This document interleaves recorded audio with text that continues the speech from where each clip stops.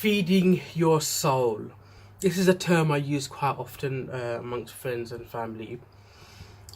There are going to be times where you're going to become frustrated in a situation, for example, and you just need to go away and have a good old cry.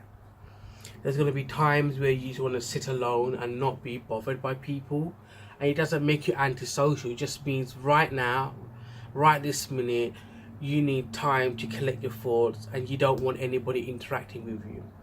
If you need to be around strangers so that nobody bothers you, then that's what your soul needs at that moment in time. Somebody had a conversation with me earlier today over coffee, and they said, you know what, you're really strong. Can you please teach me how you don't get emotional? And I responded back, who said I'm not emotional? The moment you say I'm not emotional, you make me sound like I'm some robot. I have no emotions. Like, I have no feelings. Of course I'm emotional. It's just that when I feel the need to go and have a good old cry, then I have a good old cry. But it's usually away from people. It's usually away from public eyes, right? If something that calms me, everybody knows how much I love being near water. And I find being near water really soothing and really calming. I find it quite magical, if I'm honest with you. And usually, when I've got a lot of stress going on, the first thing I think of doing is going down the River Thames, and trying to sit somewhere where I could just start feeling calm by being near the river. You know what your soul needs, and only you can feed what your soul is gonna need. Only you know what your soul is crying out for in terms of feeding it. Now, if you're somebody that needs to feed it spiritually, then go feed it spiritually. Yeah. If your soul needs feeding in terms of being around certain people because the best is brought out of you by being around positive people, then please go and do that. But don't ignore what your soul needs. There's a phrase that I use. I use a phrase a lot of the time where I say, I'm not an ATM machine where you keep coming and taking from me, but you never deposit something.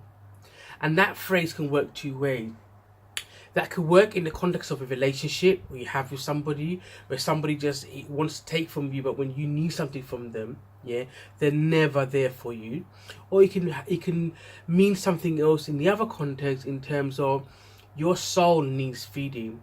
And if you're not in a position where you're feeding your soul, how are you going to be useful or helpful to others if that's the role you play sometimes in life? So I say to you, whatever your soul needs, and only you know what your soul is going to need, then please feed that. You don't have to justify yourself to anybody why you're doing what you're doing. And I've said this many times in several clips before. If once you know what you need to do, please do that.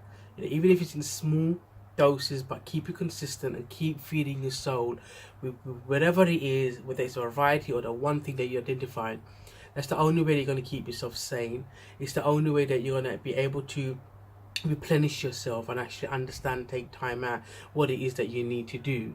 And if you are someone like me, where a lot of people depend on, if I don't do the things that I need to do to feed my soul, then I'm going to be absolutely useless to the people around me, because there's so many people that depend on me.